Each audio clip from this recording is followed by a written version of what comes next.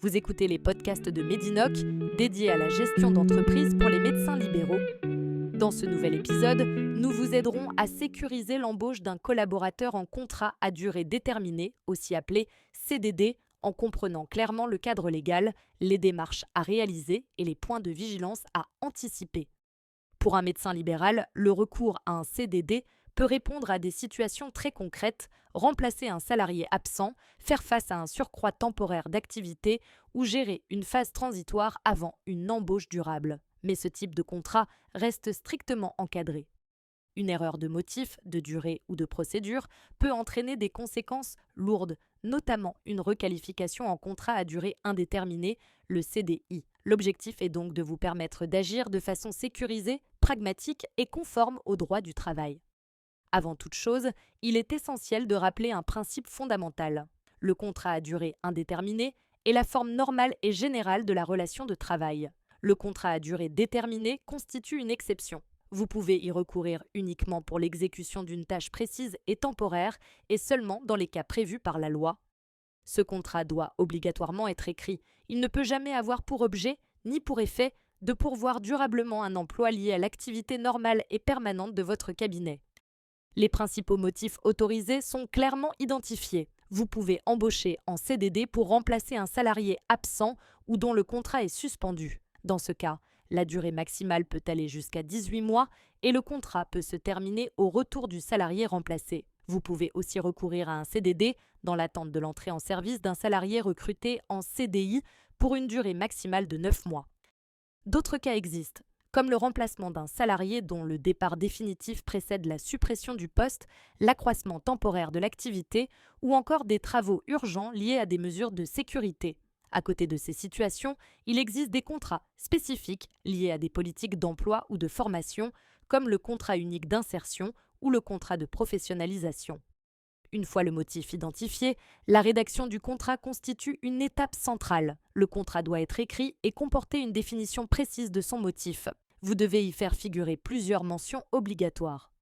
Il s'agit notamment du nom et de la qualification du salarié remplacé, si le CDD est conclu pour un remplacement, de la date de fin du contrat ou de la durée minimale lorsqu'il s'agit d'un terme incertain, du poste occupé, de la convention collective applicable, de la durée de la période d'essai si vous en avez prévu une, de la rémunération détaillée, ainsi que des coordonnées des organismes de retraite complémentaires et de prévoyance.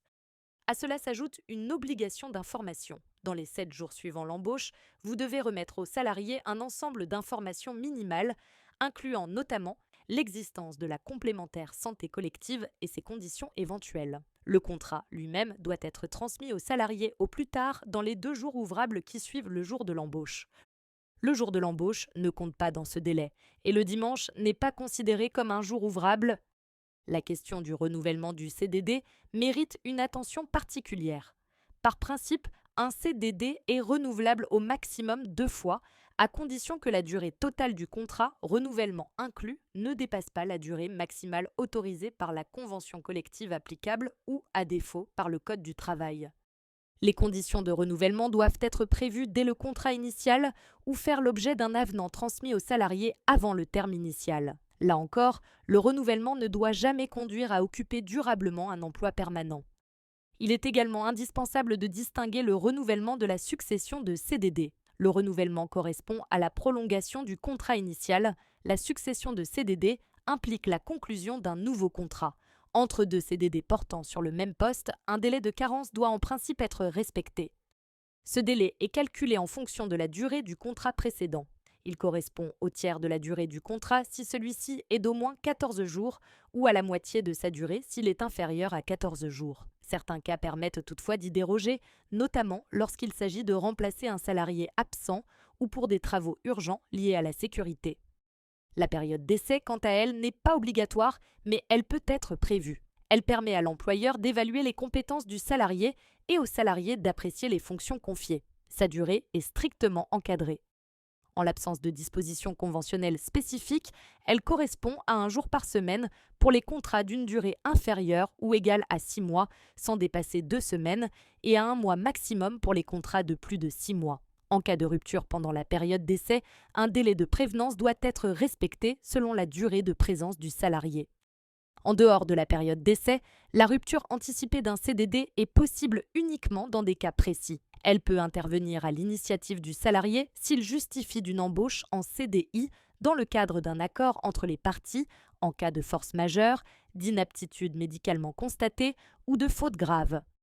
En dehors de ces situations, la rupture anticipée expose son auteur à des sanctions financières pouvant aller jusqu'au versement de dommages et intérêts.